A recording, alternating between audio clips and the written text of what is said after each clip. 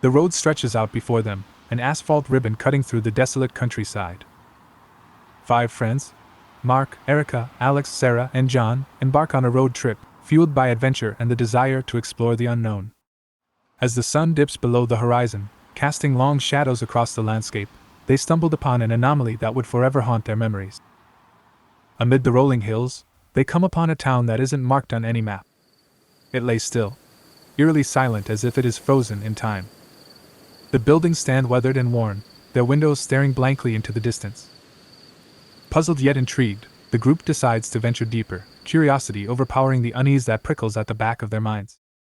At the edge of town, they encounter a carnival, its once vibrant attractions now crumbling and lifeless. The Ferris wheel stands as a sentinel, its creaking echoing through the silence. Tattered flags flapping in the breeze, the faded colors an eerie reminder of what once was. It was here, amidst the ruins of this carnival, that Mark began to recount a chilling tale. "Guys, I heard a story once," Mark began, his voice dropping to a hushed whisper. "An old abandoned carnival, much like this one. They say it was haunted by the spirits of those who visited it, never to leave." Erica rolls her eyes, scoffing at the ghost story. "Come on, Mark. We're all adults here. Ghost stories are for campfires." Alex and Sarah exchange skeptical glances, seemingly unconvinced by Mark's tale. John, however, leans in, his eyes gleaming with a mixture of skepticism and intrigue. Mark continues, "I'm not saying I believe it. But wouldn't it be fun to take a look around to prove there's nothing to worry about?" Alex smirks. "Sure, Mark. We'll take your haunted carnival tour, if you're brave enough to lead the way."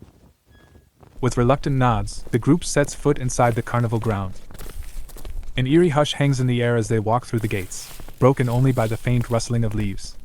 Their footsteps echo as they venture past the broken-down game booths and overgrown paths. Mark leads them through the skeletal remnants of what was once a place of laughter and joy. As they walk around the carnival, they laugh and reminisce about the fun they had at carnivals as small children. As they walk through the game portion of the carnival, John finds a couple of balls near the milk jug tossing game. As he bends down to pick them up, Mark says, "Let me have one of those." John tosses one of the balls towards Mark and says, "Catch. Go for it. See if you can hit it." One lonely milk jug is sitting on a broken shelf against a ragged tarp backstop. Swoosh! Mark lets the ball fly, hitting the tarp behind the jug with a thud. "All right," John says, as he moves Mark out of the way. "Let me show you how this is done." Feeling confident, John lets it fly. Swoosh! Another thud against the tarp backstop. "Nice throw," Erica says as Sarah rolls her eyes. As John starts to go get the balls, Sarah says, "No! Let's go." As she begins to walk towards the funhouse, the others follow close behind. As they reach the entrance of the funhouse, Sarah's voice wavers. "This is silly. Can we just get this over with so we can move on?" Agreeing to take the tour quickly, they step inside the funhouse, their steps echoing off the warped mirrors that line the walls. Distorted reflections dance before them, casting warped images that send shivers down their spines. As they turn a corner, a distorted figure emerges in one of the mirrors. It is a clown in an old, worn and ragged costume, with a twisted, malevolent grin. "So good to see you," the clown shouts, with an eerie loud laughter as it stares at the 5 visitors. Mark, feeling uneasy about the clown, steps forward and shouts, "Back off, you old drunk. There's 5 of us and only one of you. If you were smart, you would just leave." The clown laughs even louder, and with a loud, thunderous voice, it smashes several mirrors. "Leave? There's no leaving, friend." The clown steps out of the mirror, as fear grips the group, its footsteps heavy against the creaking floorboards. "Nice to see you've come to play," the clown hisses, its voice a mocking melody. Panic surges through the group, as they quickly scramble to escape the funhouse. Their heartbeats quicken as they race through the maze of mirrors. The clown's laughter echoes behind them, but escape seems elusive, for each mirror only reflects another sinister grin. Their breaths come in ragged gasps, as the funhouse seems to stretch on for infinity. Sarah and Erica's screams pierce the air as the clown lunges at them from within the mirrors, its eyes gleaming with malevolence. They stumble back into the open air, the carnival now alive with the whispering of unseen entities. Shadows dance at the corners of their vision, and a sense of dread settles heavily over them. In their rush to escape, the group becomes separated, running different directions trying to escape the funhouse and the evil clown. The friends can hear each other's voices as they each search for exits. Mark is unable to find an exit, while the others are able to make it out. As the group assembles outside of the funhouse, they look around to see that Mark is not with them. "Where is he?" Alex shouts nervously. Staring back at the funhouse, John replies, "He must still be in there. We have to go get him." Suddenly the friends can hear Mark's voice. "Don't come back in here, please. I'll be out shortly, as soon as I take care of this creep." After a moment, the friends can hear a struggle coming from inside the funhouse, with the clown's horrifying laughter along with Mark's voice screaming and cursing at the clown. Carnival music begins to play inside the funhouse. As it gets louder and louder, Mark's voice is eventually drowned out by the growing cacophony of the carnival's haunting echoes. Then, silence fills the air. The carnival music stops. The only sound that can be heard is an occasional breeze passing by a worn tarp causing it to flap. Frantic, but desperate to save their friend, Alex and John build up the courage to venture back into the funhouse, this time armed with pieces of metal rods found lying on the ground nearby. Sarah and Erica stand guard outside, waiting for their friends to come back out. After a few minutes, Alex and John exit the funhouse. "He's not in there," John shouts. "Mark, tell us where you are so we can come help you." The friends look at each other for a moment, then decide to search the carnival for Mark.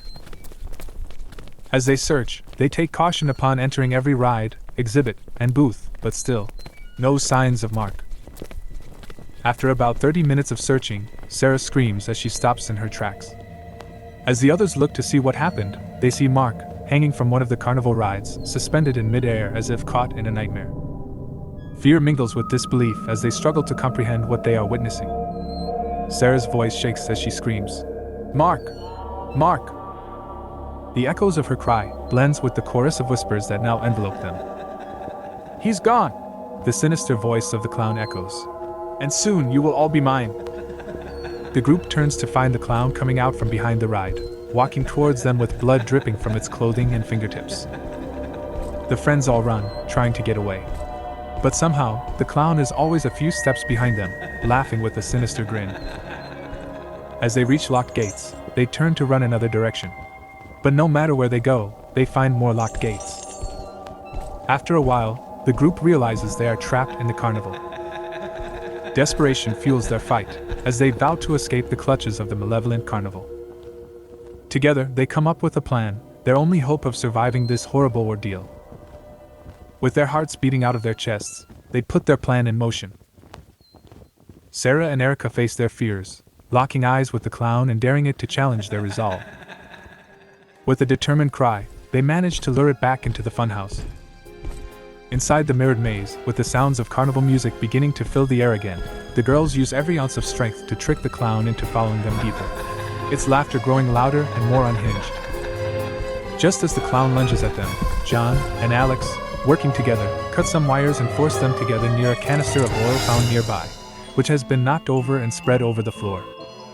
A flickering wire ignites a cascade of sparks, hitting the oil, causing the funhouse to burst into flames. The two friends then toss a large tarp on the clown, disorienting the clown briefly, but long enough to accomplish their goal.